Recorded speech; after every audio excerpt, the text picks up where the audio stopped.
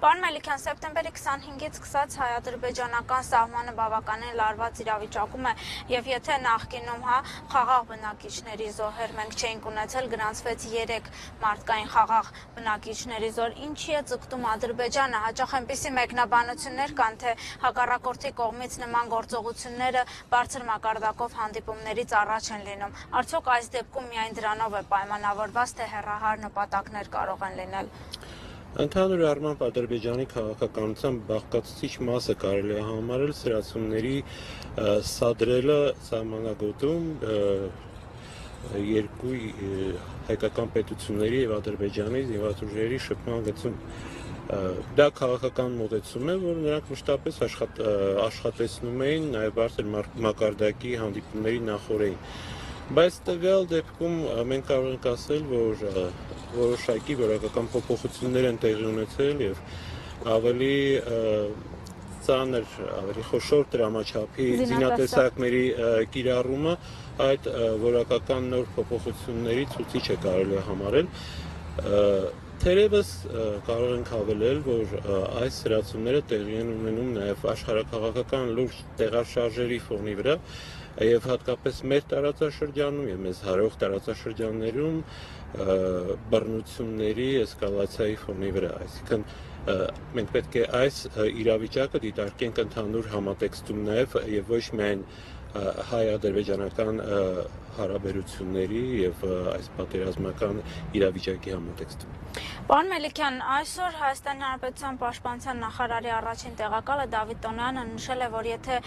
գործողությունները այս ֆոնի վրա շարունակվեն, ապա ստիպված կլինենք բանակցել նոր հրադադարի շուրջ, ըստ էության չի բացառվում պատերազմի վերսկսումը։ Ձեր դիտարկմամբ արդյոք հակառակորդի այս տեսակ գործողությունները տանում են դեպի լայնամասշտաբ պատերազմի։ Ես անշուշտ ռազմական փորձագետ չեմ,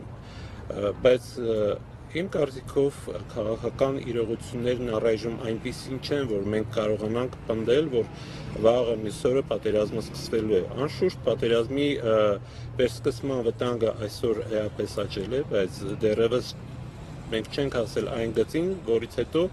վաղը պատերազմ է սկսվելու։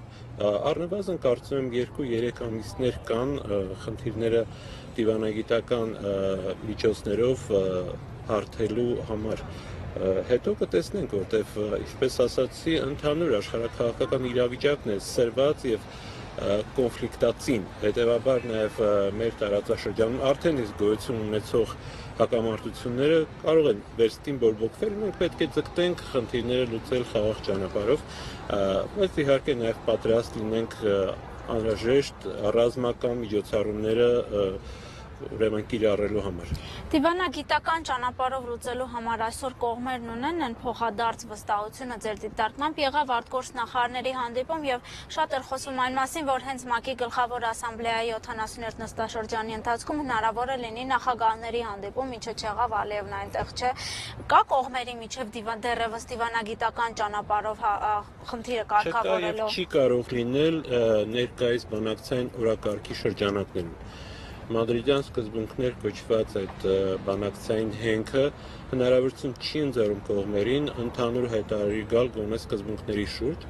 Այն բազում սկզբունքները, որ ներառված են Մադրիդյան սկզբունքներ կոչված այս դրույթների համույթի մեջ, հնարավորություն են ընձեռում կողմերին տարաբնույթ կերպով մեկնաբանել այդ արված առաջարկները միջնորդների եւ կողմերից յուրաքանչյուրը փորձում է առաջնային ներկայացնել իր համար ձեռնտու տարբերակները։ Այսպես հակամարտությունները չեն լուծվում, բայց հակամարտությունների հետ կապված բանակցային գործընթացը կենթանի կարելի է պահել։ Միջնորդները հաճախ նշում են, որ նոր առաջարկներով են հանդես գալու, երեկ էլ Ռուսաստանի արտգործնախարար Սերգեյ Լավրովն էր այդ մասին ակնարկել, կարծես որ լինելու են նոր առաջարկներ միջնորդների կողմից։ Կա այդ նոր առաջարկներն ընդունելու պատրաստակամություն, ըստ թե իրավիճակն այն աստիճան է շիկացել, որ նույնիսկ դա չի օգնի արդեն։ Նախ մեզ հայտնի չի այդ նոր առաջարկների բովանդակությունը, այդ մասին հնարավոր կլինի խոսել ավելի ուշ, երբ դրանք կհրապարակվեն, որոշ նախադրյալներ դրա համար ես տեսնում եմ, Եվ եթե իմ պատկերացրածումով գործը ընթանա, ապա իսկապես մենք կարող ենք գալ ընդհանուր հայտարարի որոշ ընդհանուր սկզբունքների կամ գոնե մեկ սկզբունքի շուրջ, որը կարող է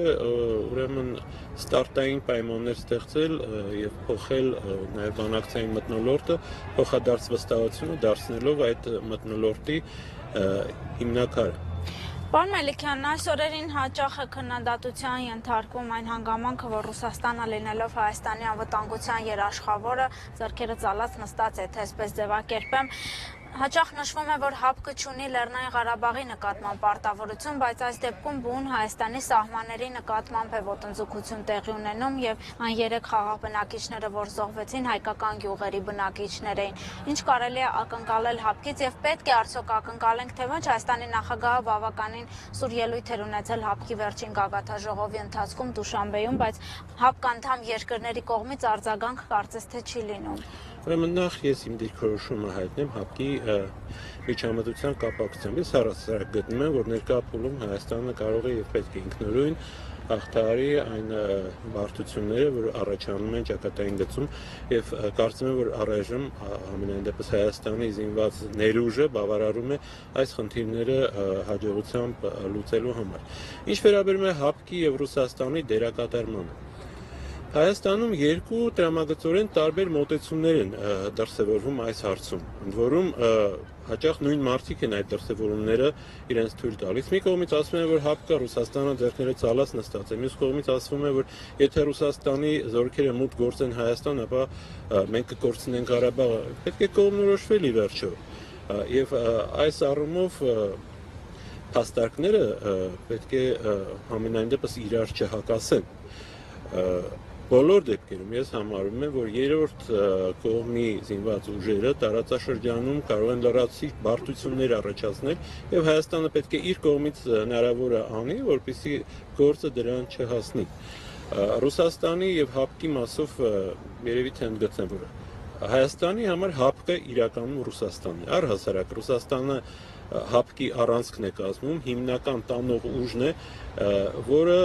ըստ էության արմատական դերակատարում է ունենալու ՀԱՊԿ-ի պետությունների աշխարհագրորեն եղած 3 ուղղությունների վրա։ Արևմուտքում դա Բելարուսն է, հարավային Կովկասում հարավում Հայաստանն է,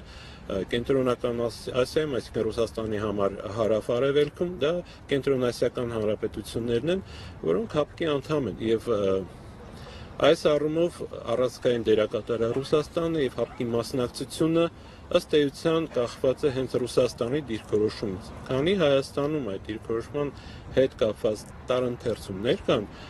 ես կարծում եմ Ռուսաստանը ունեն ձեր դիտարկմամբ տարընթերցումներ դրա հետ կապված։ Իշխանությունների համար էլ բարդություններ են առաջանում, որտեղ երբ ասվում է, որ Ռուսաստանի խաղարարների մուտքը Արցախ կնշանակի Արցախի կորուստը, անշուշտ Հայաստանի իշխանությունների համար քաղաքական լուրջ խնդիր է, որի հաղթահարման եղանակներից թերևս ամենագործունը այն կրնի, որ որևէ խաղապահ Արցախի տարածք չմտնի։ Իսկ գոնե սուր հայտարարություն, քննադատություն կարող ենք սպասել, հաճախ հավասարության նշան է դրվում Հայաստանի եւ Ադրբեջանի միջեւ, կողմերին են կոչ անում սթափվել եւ այլն։ Դա բնական է, քանի դեռ Հայաստանը նոր մոտեցումներով հանդես չի եկել, քանի դեռ Հայաստանը ընդունում եւ ճանաչում է մադրիդյան սկզբունքների այն դրույթը, ըստ որոնց հայկական զինված ուժերը պետք է դուրս գան Արցախի պետական տարածքի մի մասից, դժոխք կողմ հայտարարել, ասել, որ իր տարածքն օկուպացված է եւ նա իրավասու է ցանկացած գործողություն կատարել այդ տարածքները ազատագրելու համար, անկախ նրանց ընթանում է բանակցային գործընթացը թե ոչ։ Եթե ամփոփենք մեր զրույցը, պարոն Մելիքյան, նորից անդրադառնանք հնարավորություններին պատերազմի վերսկսման, նշվում է, թե խորհրդանական ընտրությունները Ադրբեջանում նոյեմբերին կայանալիք եւ այլն առայժմ կզսպեն։ Այն ներքին ֆակտորները Ադրբեջանում ինչքանով կարող են եւ տնտեսական գործոնը, նավթի գների անկումը, ընդհանրապես ռեսուրսային առումով կա այդ հնարավորությունը։ Պետք է հստակ հասկանանք, Ադրբեջանը բռնապետություն է։ Այնտեղ իշխանությունը բռնակալի ձեռքին է։ Եվ այնտեղ ընտրությունները ըստ էության իշխանություն ձևավորել ձևական գործիք են, որտեղ իշխանության ձևավորումը իրականում տեղի ունենում նախագահական նստավայրի կուլուարներում։ Ես կարծում եմ, որ Թերևս պարոն Ալիևը իշխանություն ձևավորելիս ուշադրություն է դարձնում եւ Ռուսաստանի վերաբերմունքին, եւ Միացյալ Նահանգների վերաբերմունքին, եւ Թուրքիայի վերաբերմունքին, բայց ամեն դեպքում նրա գործողությունների տրամաբանության հիմքում ընկած է իր եւ իր ընտանիքի քաղաքական նյութական շահը։ Եվ դրանից ելնելով էլ նա գործելու, այսինքն մենք պետք է չգերագնահատենք Ադրբեջանում ընտրությունների գործոնը, այլ խնդիր է, որ Ալիևը այդ գործոնը կարող է ուրեմն ստորադասել իր անձնական շահերին։ Պարոն Մելիքյան, այսօր Հայաստանի նախագահն է ելույթ ունենալու Նյու Յորքում ՄԱԿ-ի գլխավոր ասամբլեայի 70 նստաշրջանում եւ սպասվում է, որ անդրադարձ կկատարվի այս լարվածությանը վերջին օրերին կտրուկ շեշտադրումներ կարելի ակնկալել նախագահի կոչեր։ Ես դեմ եմ քարոզչությանը այս հարցում։ Ես կողմ եմ կոնկրետ քաղաքական ձեռնարկումների, կոնկրետ քայլերի եւ կոնկրետ դիվանագիտության, ինչը մենք առայսօր ըստ էության չենք տեսել։ Եթե այս ելույթը պետք է փոփոխությունների համար, որում լավ մտածված, կշռադատված փոփոխությունների համար սկիզբ դառնալ, թող այդպես լինի։